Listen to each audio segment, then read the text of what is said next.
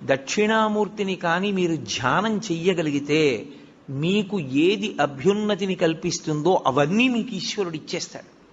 ఆయన ధ్యానం చాలు. అంత మంగళప్రదమైన స్వరూపం, అంత అందమైన స్వరూపం, అంత సౌమ్యమైన స్వరూపం ధ్యానానికి వేరొకటి ఉండదు. అత్యంత ఆకర్షణీయమైన మూర్తి నటరాజు. అత్యంత మంగళప్రదుడు, ధ్యానయోగ్యుడు దక్షిణామూర్తి. అందుకే ప్రపంచం అంతటా కూడా నటరాజ విగ్రహాలు ఎత్తుకుపోతారు. పాశ్చాత్య దేశాల్లో నటరాజ విగ్రహాలు కొంటూ ఉంటారు. ఎందుకో తెలుసా? అసలు ఆ స్వామి భంగిమ అలా ఉంటుంది. ప్రపంచంలో ఏ దేవతా స్వరూపంలోనూ కనపడనంత వేగం ఒక్క నటరాజుకే ఉంటుంది. అసలు అలా నటన చేసేటటువంటి వాడు మీకు ఎక్కడా ఇక సృష్టిలో కనపడడం.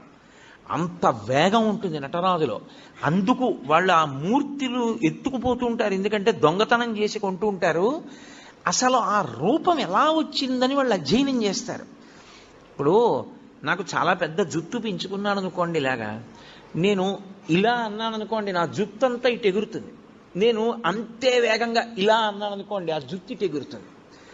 నేను ఇలా అన్న జుత్తుకి పడే లోపల ఇలా అంటే మళ్ళీ ఇటు జుత్తు ఇటు, ఇటు జుత్తు ఇటు ఉండేటట్టుగా తలని అంత వేగంగా తిప్పుతున్నాను అనుకోండి, అంటే ఈ జుత్తు ఇటు పడదు, అసలు ఈ జుత్తు ఇటు పడదు. ఇది ఇటిలా లేచి ఉంటుంది, ఇటిలా లేచి ఉంటుంది. తలని నిలబెట్టి ఉంచలేదు, తిప్పుతున్నాను. అంత వేగంగా తిప్పుతున్నానంటే ఈ జుత్తు ఇటు పడడానికి కానీ ఈ జుత్తు ఇటు పడడానికి కానీ ఆస్కారం లేదు. ఇది ఇలా నిలబడిపోయి ఉంటాయి. అందుకే మీరు నటరాజస్వామి మూర్తిని చూస్తే ఇక్కడ కాదు, కాంచీపురంలో ఏకాంబరేశ్వర దేవాలయంలో ఉంటుంది మహానుభావుడి యొక్క దేవాలయం. మీరు అక్కడ చూడాలి. ఈ జుత్తు ఇలా ఉంటుంది, ఈ జుత్తు ఇలా ఉంటుంది. మీరు ఎప్పుడైనా నటరాజస్వామి మూర్తిని చూసి ఉంటారు. ఇంటికెళ్ళి మీ దగ్గర ఉంటే బాగా చూడండి.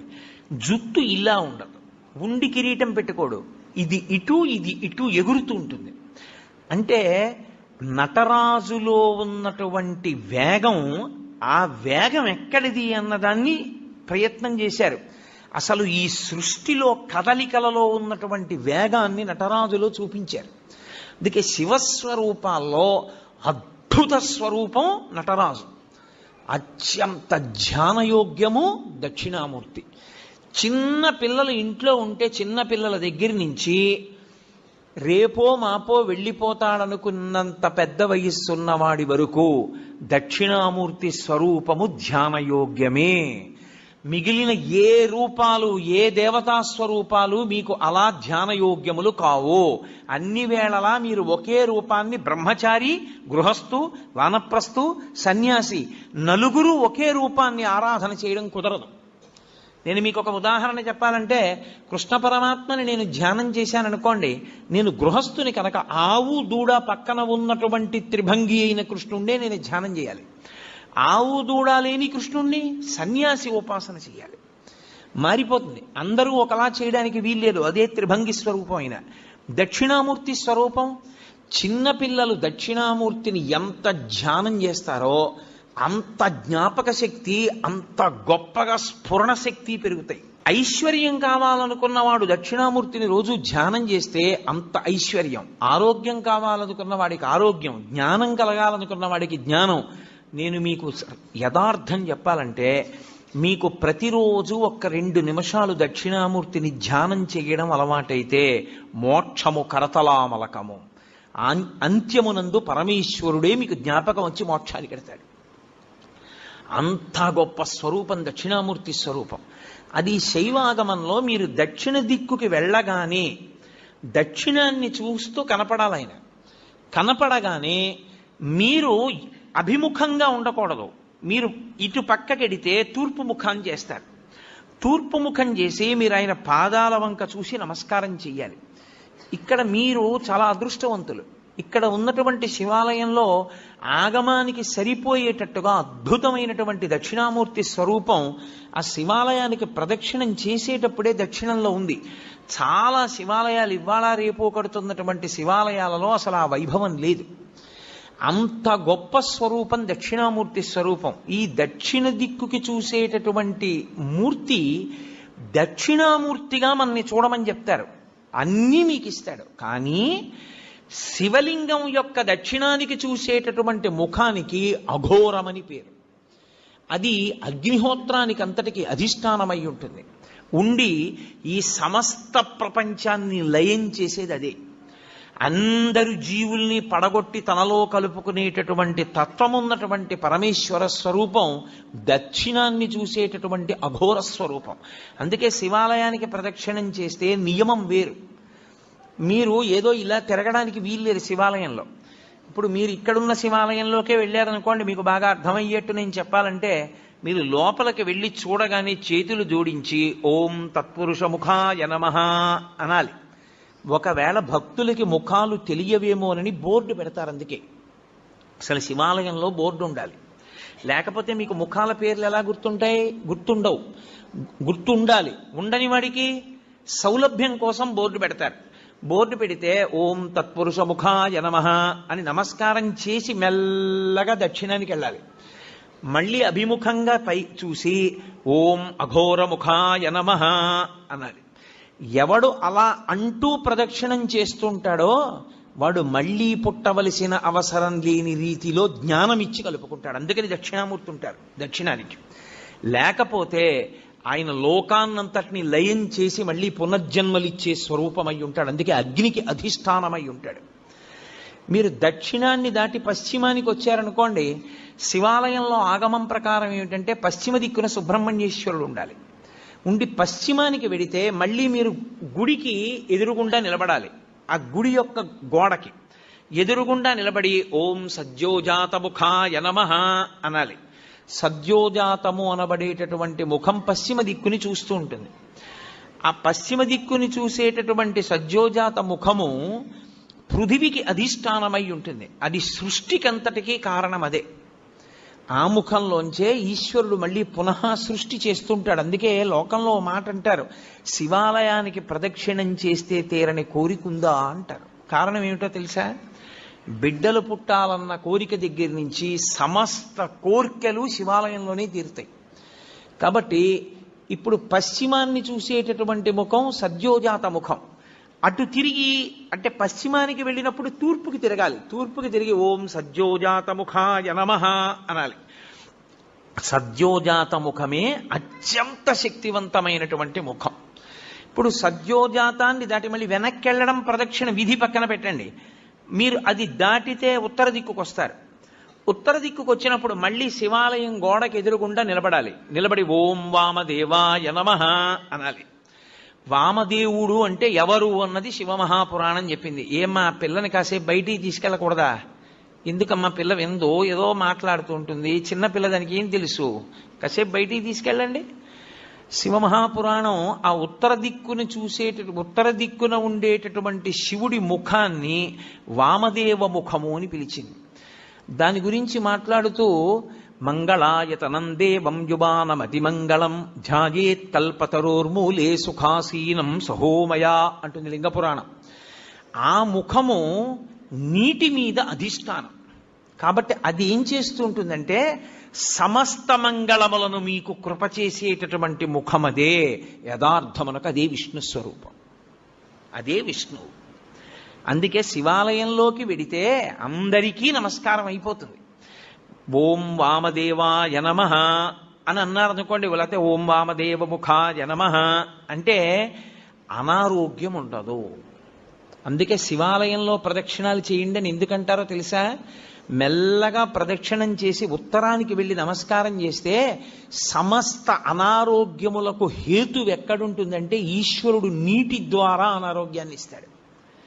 అందుకే బ్రతుకుట అంటే నీటి వలననే, భోగము నశించుట నీటి వలననే, అనారోగ్యము నీటి వలననే.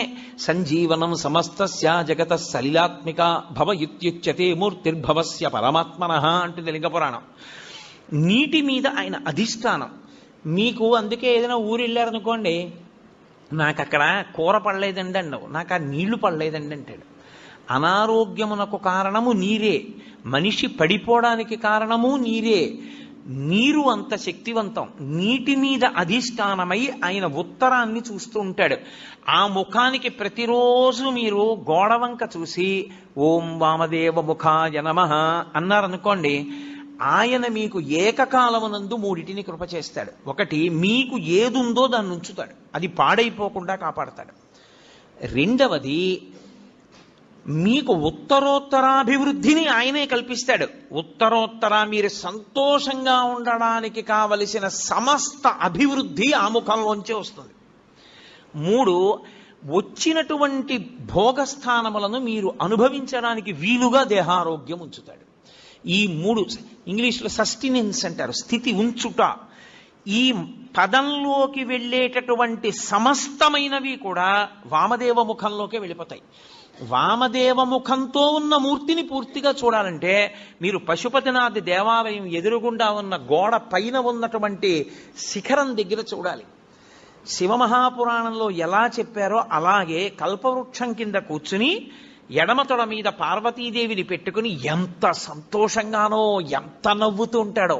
పరమశివుడు అంత ప్రసన్నుడై అంత నవ్వుతూ మీకు కనపడ్డం. వామదేవ ముఖంతో ఉండేటటువంటి పరమేశ్వరుడు అంత ప్రహృష్టవదనంతో ఉంటాడు.